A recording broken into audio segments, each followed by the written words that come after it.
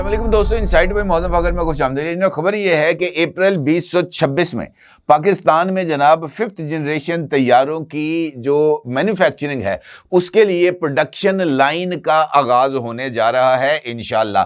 और ये जो प्रोडक्शन लाइन है इसकी तैयारी के साथ ही पाकिस्तान उन ममालिक में शामिल हो जाएगा जनाब जो अपने लिए 5th जनरेशन तैयारे खुद तैयार करेंगे। ये प्रोडक्शन लाइन जिसका मैंने आपके साथ जिक्र किया है अप्रैल 2026 में इसकी तैयारी होगी। और ये जो प्रोडक्शन लाइन है इसके तहत तुर्की के ताउन से 5th जनरेशन कान तैयारे जो हैं वो पाकिस्तान में ही तैयार किए जाएंगे। इस हवाले से अंकारा में पाकिस्तान और तुर्की की एयरफोर्स के अहम और सरकर्दा अफराद का एक अहम इजलास 27 दिसंबर को मुनक्कद हुआ था और पाकिस्तान में तुर्की की एम्बेसी ने भी इस मुलाकात के हवाले से जनाब अपना सोशल मीडिया के ऊपर तफसीलात को शेयर भी किया है और इस बात का इजहार भी किया है कि पाक तुर्क एयरफोर्स हुकाम की मुलाकातों में अहम फैसले हो गए हैं। और तुर्की में ये जो अंकारा है वहाँ पर ये जो मुज़ाकरात हुए हैं ये तुर्क एयरफोर्स हेडक्वार्टर में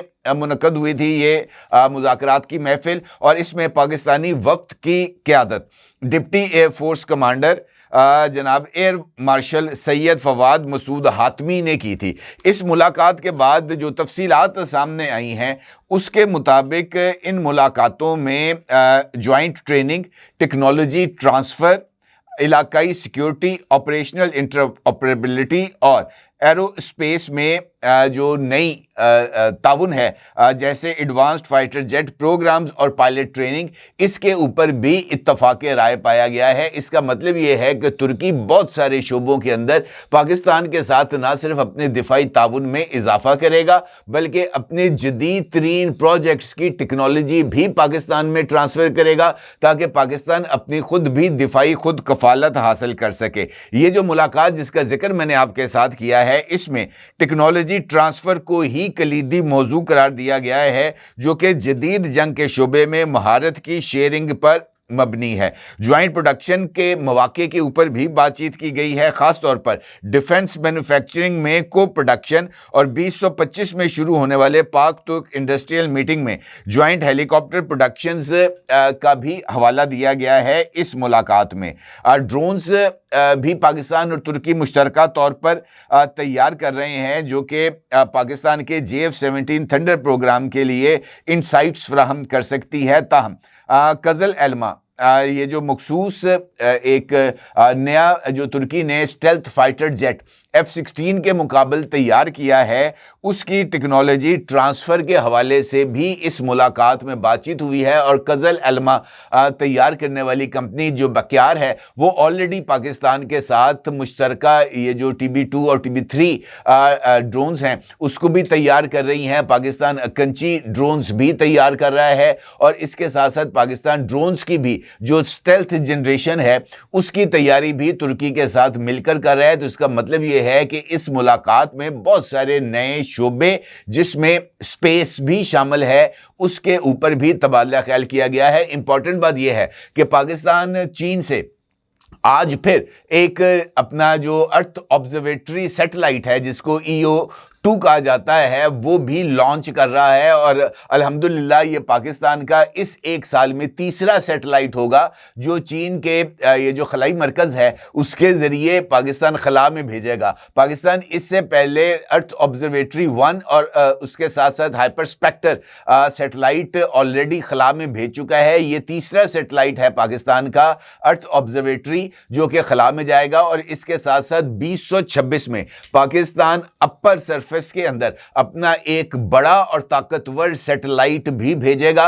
और जैसे ही वो सैटेलाइट खला में जाएगा पाकिस्तान एयरफोर्स को ये जो हाइपरस्पेक्टर और ये जो बड़ा सैटेलाइट है उसके खला में जाते ही पाकिस्तान एयरफोर्स उन सैटेलाइट्स का कंट्रोल भी संभाल लेगी और पाकिस्तान एयरफोर्स से उन सैटेलाइट्स जिसमें खास तौर पर कुछ खुसूसी आलात नस्ब हैं उसके जरिए Pakistan air force real time data और दुश्मन के ऊपर 24 घंटे नजर रखने में कामयाब हो जाएगी। तो इसका मतलब यह है कि पाकिस्तान एयरफोर्स अब बहुत तेज रफ्तारी के साथ पाकिस्तान के दिफा के लिए आगे बढ़ रही है और तुर्की के साथ जो ताउन है वो भी बहुत ही ज्यादा अहमियत का हामिल है। ये जो मुमकिन मुआहदे हैं जिनका जिक्र मैंने आपके साथ किया है, जो कि 27 दिसंबर को अनकरा में होने वाली मुलाकात में, इसमें ऑपरेशनल डॉक्ट्राइन्स को इंटीग्रेट करने, ज्वाइंट एक्सरसाइजेस, आलात की खरीदारी के हवाले से जो मुआहदे हैं उनका जायजा भी लिया गया है और मुस्तकबिल के प्लान्स पर जो जारी तबादले हैं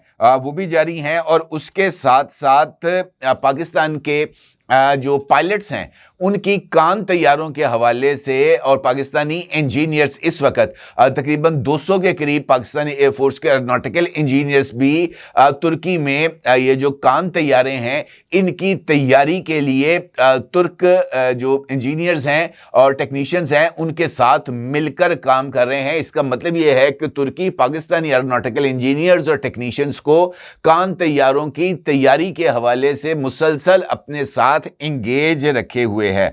यह बात भी अहमियत की हामिल है कि इस बात का फैसला किया गया है कि अप्रैल के अंदर अल्हम्दुलिल्लाह ये जो साल चंद दिन के बाद शुरू होने वाला है, इसमें ईद उल फितर के बाद यानी अप्रैल में पाकिस्तान खुसूसी तौर पर 2 प्रोडक्शन लाइंस की तैयारी करेगा। उनमें से एक प्रोडक्शन लाइन के में जो है ये कान तैयारों के हवाले से फाजिल पुर्जाजात, उसकी डिजाइनिंग और उसकी तैयारी के हवाले से कायम की जाएगी, जबकि दूसरी प्रोडक्शन लाइन जो है वो कजल एल्मा, ये जो 5th जनरेशन तैयारे हैं जिसको जो स्टेल्थ तैयारे भी हैं और अनमैन्ड F-16 के मुतबादल जो तैयारे हैं उसकी तैयारी भी यहां पर की जाएगी। इंपॉर्टेंट बात यह है कि ये जो नए तैयारे पाकिस्तान अब तैयार करने जा रहा है, ख़ास तौर पर ये जो कान तैयारे हैं इसके हवाले से ये बात कही गई है कि ये जो तैयारा है इसको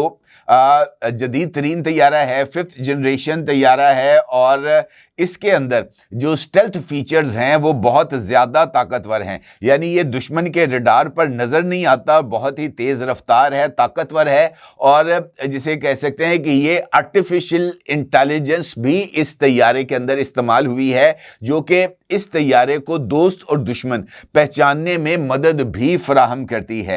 ये तैयारा क्यों ख़ास है? इसकी सबसे इंपॉर्टेंट वजह है इसका जो स्टेल्थ फीचर है, इसका जो डिज़ाइन और इसके ऊपर जो स्टेल्थ कोटिंग है वो इस हद तक ताकतवर है कि ये रडार की लहरें इससे टकराकर वापस नहीं आती, यानी दुश्मन को पता ही नहीं चलता कि तैयारा वहां पर मौजूद है। और तुर्की का जो प्रोग्राम है F-35 तैयारे हासिल करने का, और अभी रिसेंटली इस्राएली प्राइम मिनिस्टर नेतन्याहू ने अपने एक इंटरव्यू में इस बात का वाज़ेह तौर पर इजहार किया है कि तुर्की को F-35 तैयारे वो नहीं हासिल करने देगा।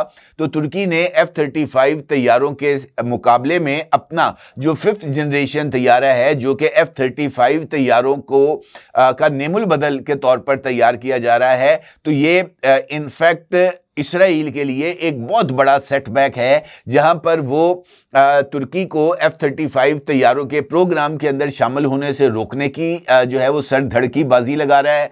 दूसरी जानिब जो इसराइल यानी नेतन्याहू का जो सबसे करीबी दोस्त है नरेंद्र मोदी, वो भी अब सर पीट रहा है कि जनाब मैं किधर फंस गया हूं, क्योंकि अगर 5th जनरेशन तैयारे पाकिस्तान के पास J-35 और कान ये कॉम्बो पाकिस्तान के पास मिल गया तो इंडिया के लिए इसको संभालना भी कतई तौर पर नामुमकिन हो जाएगा।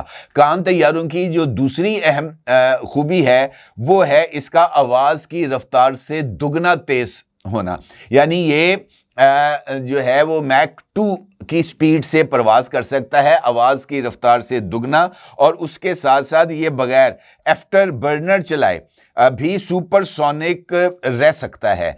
यानी इसके जो बर्नर्स हैं अगर वो नहीं भी जलेंगे तब भी इसकी जो रफ्तार है उस पर किसी तरह का कोई असर नहीं पड़ेगा और इससे ईंधन की बचत होती है।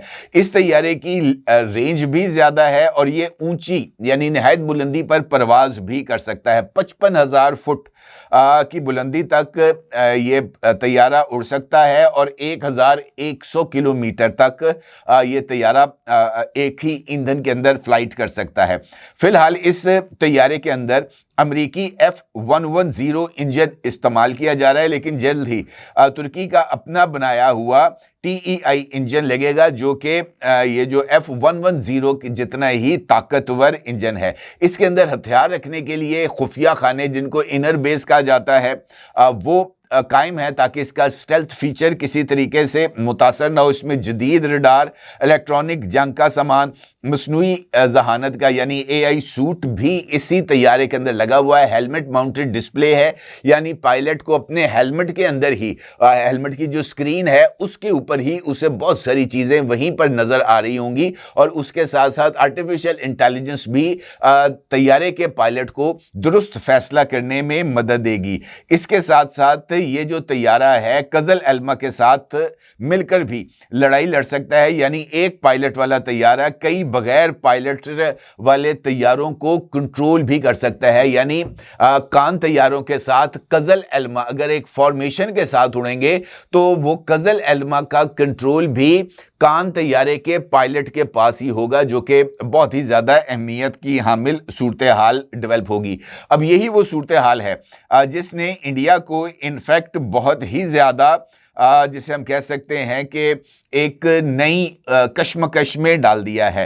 ख़ास तौर पर इंडिया के एक पॉलिटिकल लीडर हैं शशि थरूर। हाल ही में उनका एक इंटरव्यू सामने आया है जिसमें वो वाज़ेह तौर पर इस बात का इजहार करते हुए नज़र आए हैं कि पाकिस्तान ने ये जो इंडिया ने ऑपरेशन सिंदूर शुरू किया था, उसमें पाकिस्तान ने ड्रोन्स, रॉकेट्स और मिसाइल्स का मौसर जवाब दिया। और उनका यह कहना था शशि थरूर का कि इसके बाद अगस्त 2025 में पाकिस्तान ने आर्मी रॉकेट फोर्स कमांड कायम की, जो कन्वेंशनल मिसाइलों और रॉकेट्स पर फोकस करती है। और उसके साथ साथ उनका यह कहना था कि पाकिस्तान की फौज ने अपना एक नया सिस्टमैटिक डॉक्ट्रिन को तैयार किया है, जो कि पाकिस्तान की रवायती फुल स्पेक्ट्रम डेटरेंस का एक तोसी हिस्सा है, लेकिन अब कन्वेंशनल सतह पर ज्यादा जोर दिया गया है। और इसका मकसद भारत के महदूद हमलों, जैसे ये जो बालाकोट स्ट्राइक्स थी या ऑपरेशन सिंदूर था,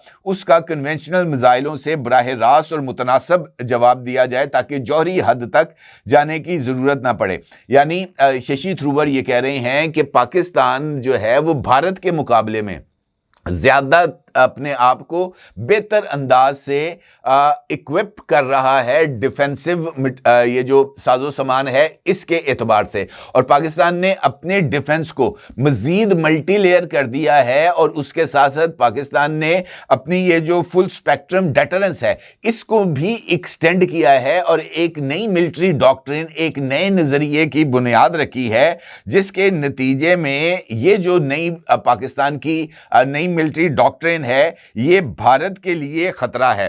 क्योंकि उनका ये मानना है शशि थरूर के मुताबिक कि पाकिस्तान अपना जो फौजी ताकत है वो किसी भी तौर पर इंडिया से कम नहीं रख सकता। उसे हर सूरत इंडिया के या तो बराबर रहना है या ऊपर रहना है, और यही वो तगोदौ है जिसके नतीजे में पाकिस्तान ने अपने जो डेटरेंस है उसमें, यानी सेकंड स्ट्राइक कैपेबिलिटी, उसमें इजाफा किया। अभी रिसेंटली पाकिस्तान ने अपनी नेवी में हंगूर क्लास आबदोजों को जो है वो शामिल कर रहे हैं। इंशाल्लाह जनवरी 2026 में पहली हंगूर क्लास आबदोज पाकिस्तान नेवी में कमीशन कर जाएगी। और इस वक्त जो 4 हंगूर क्लास आबदोजें चाइना ने तैयार की हैं वो अपने सी ट्रायल के मरहले में हैं। वो 4 आबदोजें पाकिस्तान को मिलने के बाद हंगूर क्लास आबदोजों की टेक्नोलॉजी भी चाइना के जरिए पाकिस्तान को ट्रांसफर हो जाएगी। तो इसका मतलब यह है कि पाकिस्तान अब अपना बहुत सारा जो दिफाई साजो सामान है वो खुद तैयार करेगा, चाहे वो फ्रिगेट्स हों, जैसे ये मलजम क्लास फ्रिगेट्स हैं जो कि तुर्की ने तैयार करके पाकिस्तान को दी हैं, चाहे वो हंगूर क्लास आबदोजें हैं जो कि चीन के जरिए पाकिस्तान को मिल रही हैं, चाहे JF-17 ब्लॉक 3 तैयारे हैं, और अब पाकिस्तान अल्हम्दुलिल्लाह ब्लॉक 4 तैयारों के ऊपर भी काम शुरू कर रहा है। इसके साथ साथ कजल एल्मा, कंची ड्रोन्स और ये जो कान 5th जनरेशन तैयारे हैं, ये वो तमाम डेवलपमेंट्स हैं जो अल्हम्दुलिल्लाह पाकिस्तान के दिफा को दुश्मन के मुकाबले में मजीद ताकतवर करेंगी। और तुर्की का पाकिस्तान पाकिस्तान के साथ ये जो बढ़ता हुआ ताउन है, ये भी इंशाल्लाह पाकिस्तान के दिफा में ना सिर्फ बहुत ज्यादा मावन साबित होगा, बल्कि ड्रोन्स और 5th जनरेशन पाकिस्तान तुर्की से और दीगर जो दिफाई साजो सामान है, खासतौर पर नेवी के एतबार से, वो अब पाकिस्तान चाइना से हासिल करेगा। तो ये जो मिक्स पाकिस्तान अपने डिफेंस के अंदर तुर्की और चाइना से विद टेक्नोलॉजी ट्रांसफर हासिल कर रहा है, ये बहुत ही इंपॉर्टेंट डेवलपमेंट है। और इसके नतीजे में पाकिस्तान की बरामदात जो कि हालिया दिनों में तकरीबन सिर्फ डिफेंस प्रोडक्शन में $9 बिलियन तक चली गई हैं अजरबैजान और लीबिया के साथ मुआहदे के बाद। तो आने वाले दिनों में जैसे जैसे ये टेक्नोलॉजी पाकिस्तान में मजीद अपने जो असर है वो दिखाएंगी, तो ये मजीद जो पाकिस्तान की एक्सपोर्ट्स हैं उसमें इजाफा होगा। और यकीनी तौर पर दिफा तो पाकिस्तान का अल्हम्दुलिल्लाह मजबूत हाथों में है ही। अपने आगे जरूर इजहार कीजिएगा। आपका बहुत शुक्रिया। अल्लाह हाफिज।